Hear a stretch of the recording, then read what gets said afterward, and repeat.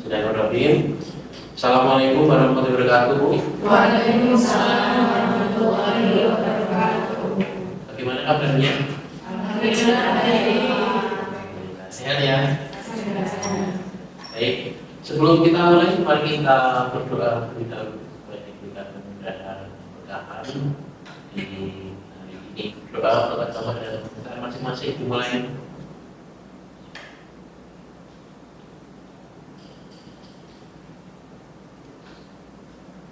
Sudah selesai? Baik. Hari ini kita akan membahas mengenai mata kuliah kita teknologi informasi, ya. Nah, untuk pertemuan hari ini kita akan bahas mengenai penggunaan internet dan aplikasi pendidikan dalam pendidikan non formal, ya. Karena di dalam tentunya teman-teman sebagai mahasiswa pendidikan non formal harus tahu perkembangan teknologi sekarang ini. Nah, membuat teman-teman untuk berteknologi, ya.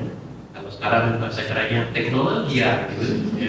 Ya, berarti lewat teknologi, ya. Karena bagaimana teknologi itu mampu memudahkan kita dalam melakukan hal bermacam-macam, termasuk dalam pendidikan non formal sendiri. Karena apalagi nanti pendidikan non formal itu kan hubungannya dengan masyarakat, ya, tentang budayaan, khusus dan pelatihan. Nah, kalau teman-teman bisa menggunakan internet dengan baik, juga bisa menggunakan aplikasi yang ada dengan baik, jadi akan mudah dan semakin menarik. Oke, nah apa saja yang dalam pembelajaran hari ini akan membahas 3 hal. Yang pertama tentang konsep dasar internet dan perannya dalam dunia non formal. Lalu identifikasi bagaimana aplikasi yang relevan. Karena tidak semua aplikasi itu tentunya tidak sesuai, ya, berarti harus mencari yang sesuai dengan apa yang dibutuhkan seperti itu. Nah, yang ketiga kita akan bahas tentang pengembangan keterampilan menggunakan internet dan aplikasi untuk belajar, komunikasi dan kolaborasi. Nah, ini banyak sekali aplikasi yang bisa digunakan untuk hal tersebut. Nah, sekarang kita harus mengetahui dulu dari dasar internet dulu. Teman-teman paham internet, ya? Apa itu internet?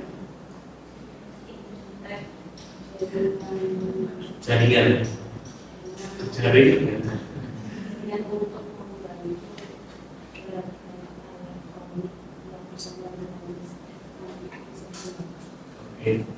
Connect dengan listrik, ya. Kalau nggak ada listrik tidak bisa connect, ya. Oke, boleh. Konsep internet seperti apa? Nah, jadi di dalam internet itu ada namanya jaringan global, ya. Di dalam jaringan global berarti antara satu dengan yang lain. Jadi di dalam ada yang global ini, maka di situ ada bertukar informasi seperti itu, ada pertukaran informasi. Jadi hubungan komputer satu dengan yang lain. Nah, inilah disebut dengan jaringan global. Nah, di situ bisa diambil akses informasi, ya, memungkinkan akses informasi, komunikasi dan kolaborasi. Karena internet ini, adanya internet ini, maka kita bisa akses dari sana di benua yang lain dalam waktu yang singkat dan cepat seperti itu. Nah, ada layanan-layanan internet, di situ ada browser, kita mencari hal-hal yang terkait dengan apa yang kita suka, ya, kita bisa mengirim email, kemudian ada sekarang cloud store, ya, penyimpanan awan, ya. Jadi sekarang sudah tidak perlu lagi flash disk, tidak ada lagi mahasiswa yang presiden bilang nggak mengerjakan skripsi, tidak ada lagi itu, karena sekarang ada cloud. Jadi tinggal yang tahu, asal tahu username passwordnya saja, teman-teman sudah bisa mengakses filenya. Cloud store contohnya apa? Misalnya OneDrive, Google Drive, dan lain sebagainya, Terraform, dan banyak lagi aplikasi yang digunakan. Dan yang ketiga media sosial juga berbasis internet, TikTok, Instagram, Twitter, dan lain sebagainya. Itu juga semuanya berbasis internet, semuanya terkoneksi sehingga informasi itu dengan cepat kita bisa memperoleh.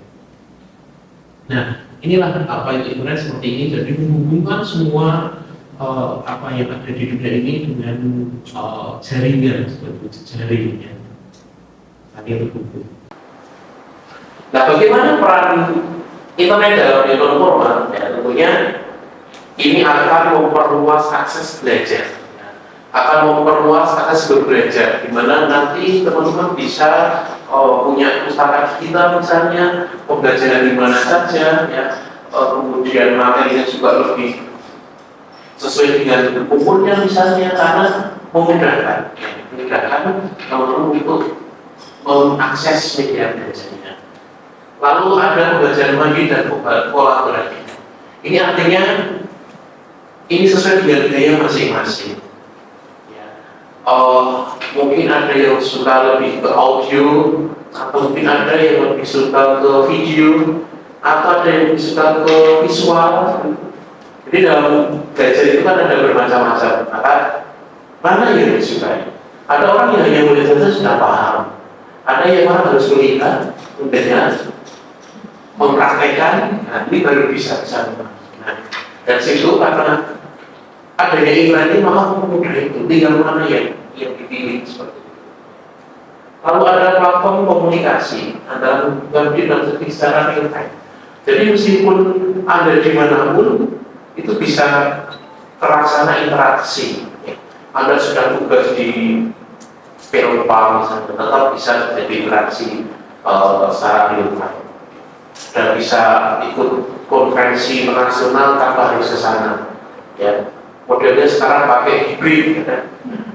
Lalu ditambah dengan misalnya model itu adalah LMS ya untuk pembelajaran. Itu bisa dilakukan. Nah, kalau punya tugas itu di Elena misalnya. Elena itu salah satu bentuk platform pembelajaran, ya.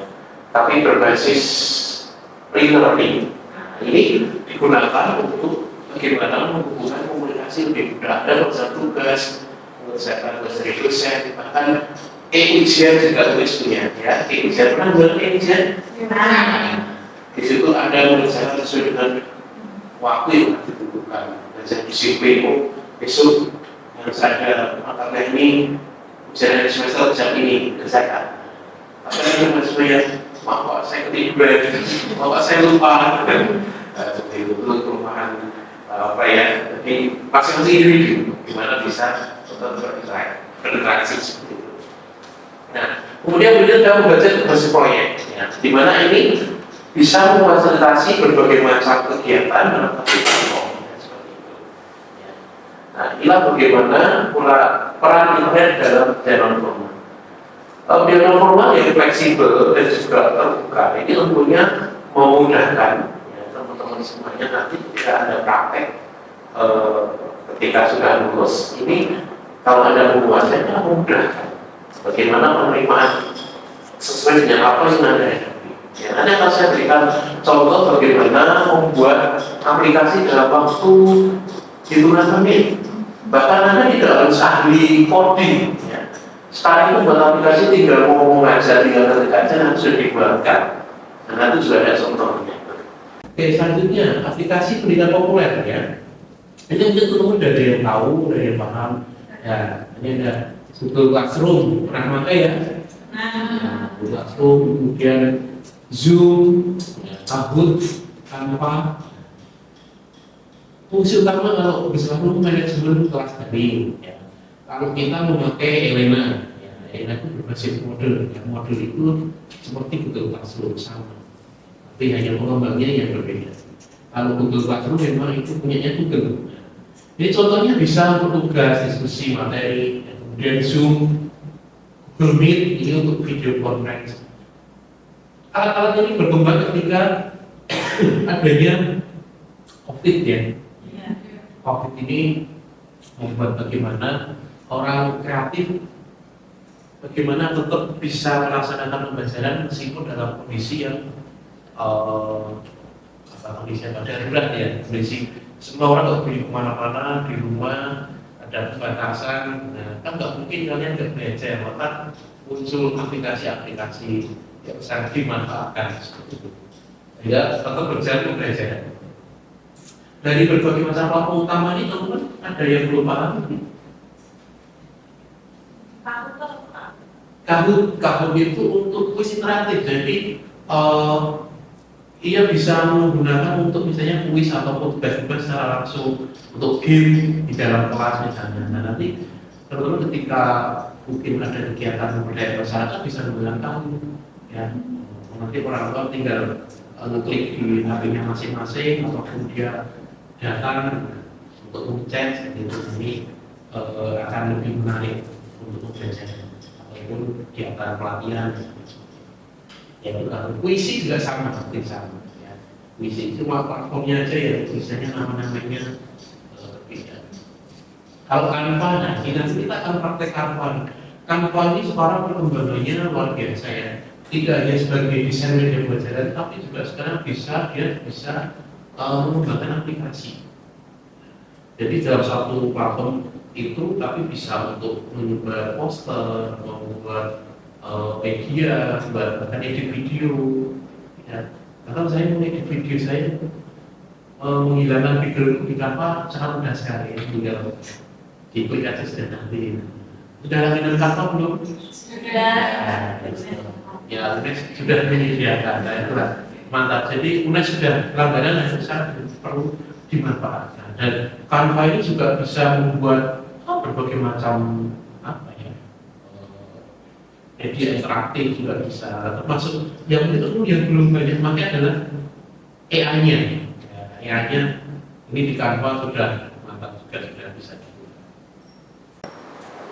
Nah, manfaatnya apa dalam menggunakan aplikasi pendidikan ini ya?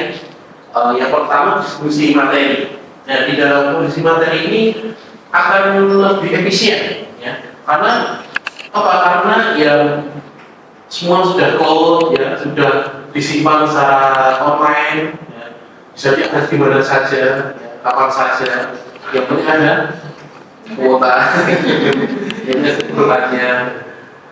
Kalau interaksi meningkat, ya, akan lebih menarik. Siswa tidak bosan dengan hanya di kelas, tidak ada interaksi apa-apa, hanya satu arah. Nah, ketika Anda menggunakan teknologi ini tentunya akan lebih memudahkan interaksi, ya, meningkatkan interaksi dan partisipasi terhadap ini.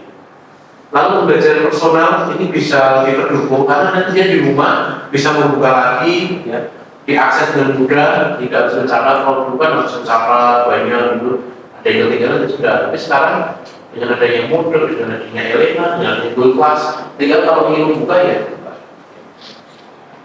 Tidak buka lagi seperti itu. Penilaian cepat, nah penilaian cepat karena apa? Karena memfasilitasi penilaian dan monitoring secara real time. Ya, ada Google Form misalnya untuk apakah pelajarannya sesuai atau tidak, penilaian nah itu tidak masuk-masukkan saja, sudah kita mendapatkan apa yang dinilai. Bahkan kalau di ujian itu enak kalau teman-teman mengerjakan semuanya sudah selesai ini langsung berubah. Oh ada selesai, betul salah nilainya berapa sudah. Jadi akan memudahkan dalam evaluasi. Ada pertanyaan mungkin di sini. Jadi kita lanjutkan. Oh iya. Kalau di ujian itu kan kadang ada yang esai sama juga ada yang pilihan ganda. Untuk penilaian yang esai itu gimana?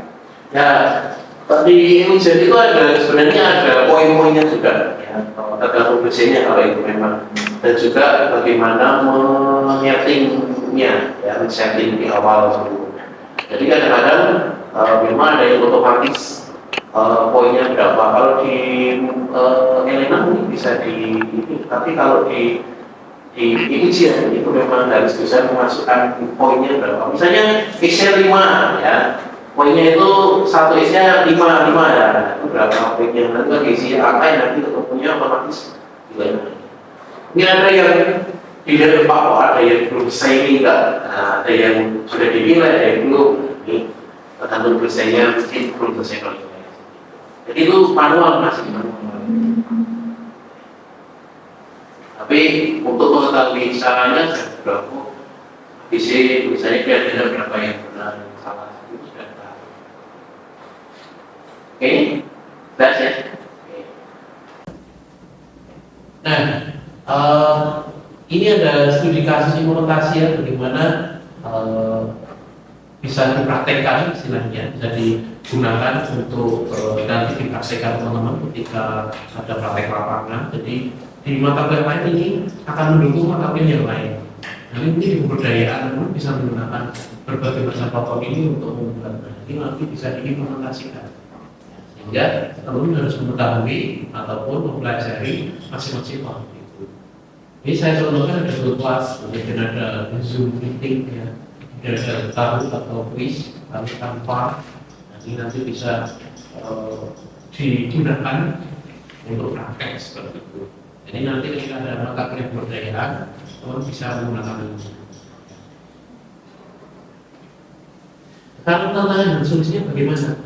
Nah, tentunya karena perjalanan formal itu kan semua lapisan masyarakat kan membutuhkan. Nah, yang pertama tantangannya adalah keterbatasan internet. Nah, ketika ada data ke desa yang susah sinyal, ini tentunya akan menjadi tantangan sendiri untuk bisa menggunakan internet itu ataupun media. Nah, ini apakah harus ketika ada akses di-download dulu jadi sebuah offline yang nanti ketika ke sana bisa praktek, bisa mungkin seperti itu. Lalu, nah solusinya, nah ada beberapa di komunitas belajar digital. Nah ini waktu Pak Indra ada penelitian di waktu kumpul di Pemalang. Ini tantangannya juga syaratnya keterbatasan internet.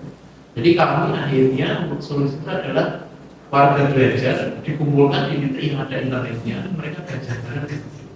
Jadi bikin komunitas, ya komunitas belajar.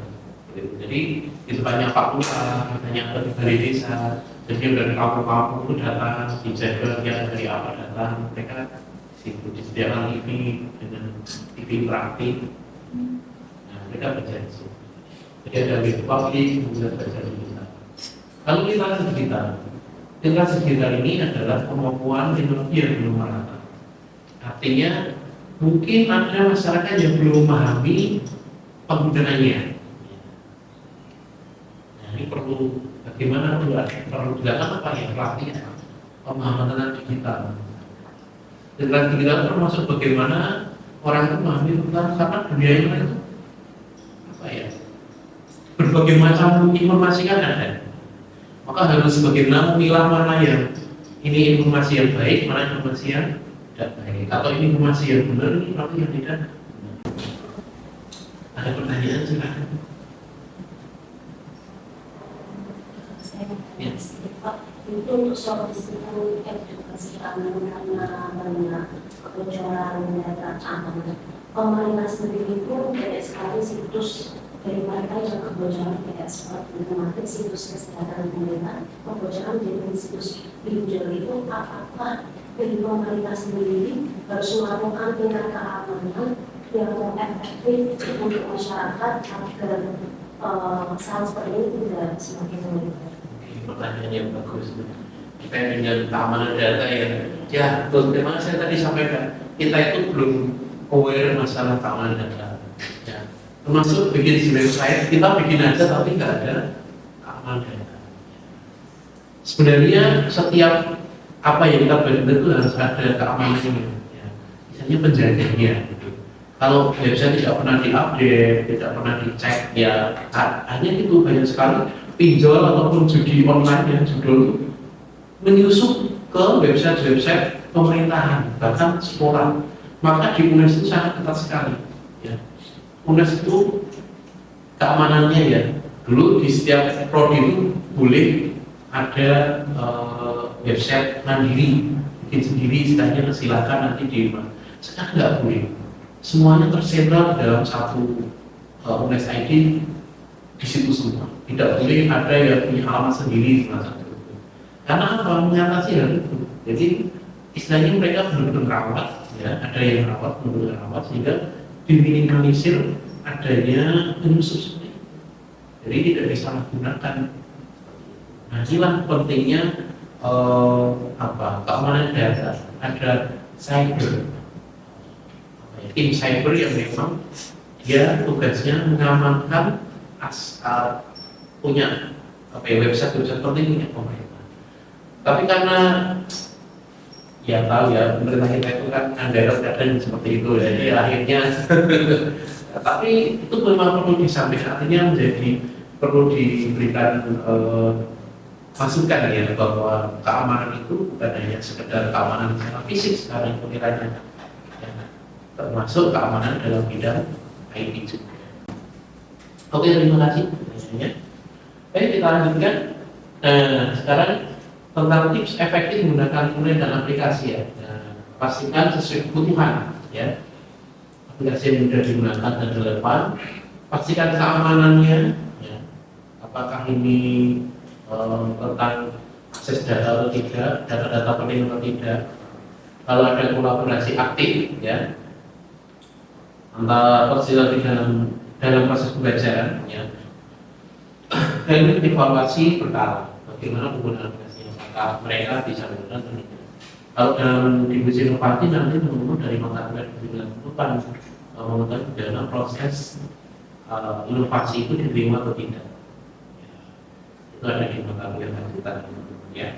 Jadi di divisi inovasi. Hari ini secara umum bahwa dalam penggunaan aplikasi itu harus disesuaikan dengan kemampuan dari warga belajar juga. Subjek kalian itu siapa? Objek kalian itu siapa? Apakah anak-anak, orang tua, atau orang dewasa, remaja? Nah, ini disesuaikan. Nah, kesimpulannya, ya, jadi penggunaan internet dan teknologi pendidikan itu membuka peluang baru dalam pembelajaran online. Bisa meningkatkan akses, kolaborasi, dan efektivitas pembelajaran. Oke, sekarang kita akan diskusi dan refleksi bagaimana pengembangan menggunakan pendidikan dan pembelajaran. Coba itu ada alamat di situ, teman-teman bisa mencoba munculnya itu. Ya, coba di situ ada 3 games ya. Ada pertanyaan, kemudian ada kartu. Nah, coba itu ya, itu mau yang mana? Buka memori card. Nah, ini nanti diklik salah satu judulnya yang mana? Ya, coba. Apa? Google Drive itu apa? Google Drive itu kita cari di kotak itu bebas ya. Kalau nggak cocok nanti dia akan ngadu apa? Sendiri. Berarti tidak cocok itu. Itu game interaktif menyesuaikan kartu ya. Lama nilainya berapa nih? Anda berhasil mencocokkan. Main lagi dan kembali ke cara yang drop to end.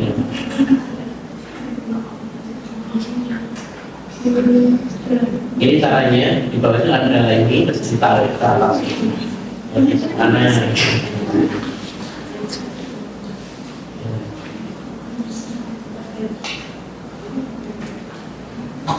Yang drop ini nanti ini mau taruh ini apa nih? Ya, itu saya membuatnya ya tidak butuh 3 jam atau seharian, tidak. Ya, cukup 5 menit sudah bisa bikin seperti ini. Bagaimana caranya? Nah, ini caranya begini, yakin. Cara membuat game seperti itu nanti sangat bermanfaat ketika teman-teman akan ke masyarakat seperti itu, yang praktek mungkin seperti itu. Nah, ini tadi kan yang ini ya. Sekarang ini yang baru, saya akan bikin baru Belanda. Lalu ada AI Canva di sini, diklik ini, lalu diklik kode untuk saya. Nah, ini kita bikin aja, buatkan game interaktif tentang apa ya?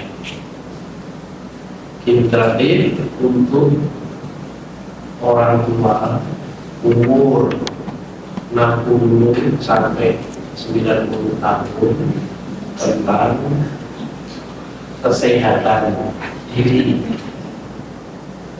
Buat bikin dan ditunggu aja nih. Nanti kalau sudah kedua caranya biar bisa diakses. Jadi Anda nggak usah install PHP lah, kode apalah. Ini benar yang saya nggak tahu tentang kopi. Ini bisa coding ketika nggak laris ya. Hilang pekerjaan langsung dari hilang adalah coding. Ini tidak jadi. Sehat dan bahagia, kirim kesehatan untuk hidup sehat. Mari belajar, mari ikut saja dicoba. Berapa lama waktu makan darinya bisa orang dewasa? Berapa? 30. Makanan yang paling baik untuk jatuh. Benar. Berapa jam tidur ideal untuk orang dewasa tiap malam? 7 sampai 8. Aktivitas mana yang paling penting untuk mengurangi stres? Meditasi dan Meditasi, TV, burger. Ya, ini contoh ya. Nah, seperti ini. Ini kan menarik ya. Nanti ketika misalnya pas ada kegiatan masyarakat, ketika disuruh ngisi ini, buat aja. Hanya 5 menit ya. Nah, bagaimana cara mengontenkan ini juga bisa diakses? Tinggal digunakan dalam website, klik situs web. Jadi situs web. Nanti teman-teman akan dapat alamat websitenya. Terus taruh di SID atau mau dikasih yang aslinya sudah tak apa. Kayak pada tadi S.id, terakhirnya aslinya ya alamatnya ya ini alamatnya.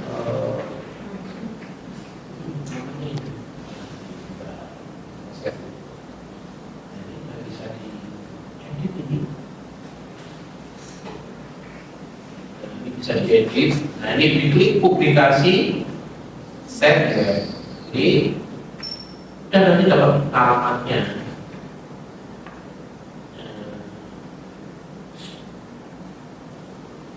Tinggal teman-teman promnya aja yang lengkap kalau ingin detail. Padahal tadi cuma aplikasi untuk orang tua tentang kesehatan. Nah, kalau ingin detail lagi, misalnya untuk usia ini dan lupa yang ingin kamu punya apa-apa, tinggal promnya aja. Nanti dia akan bilang pusing pak. Tidak, tapi dia akan bisa ngomong. Oke, itu ya. Kuliah hari ini kita tentang bagaimana pemanfaatan aplikasi untuk dunia non formal, pendidikan non formal. Semoga bermanfaat bagi teman-teman semuanya. Ya. Mari kita tutup dengan membaca hamdalah bersama-sama. Alhamdulillahirabbil alamin. Sekian, terima kasih.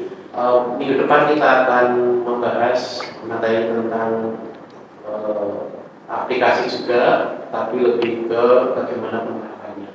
Ya, praktek. Jangan lupa tugasnya juga nanti dikirim dan dicek. Nanti akan di situ tugasnya, dan nanti besok kita evaluasi bagaimana teman-teman. Assalamualaikum warahmatullahi wabarakatuh. Waalaikumsalam warahmatullahi wabarakatuh.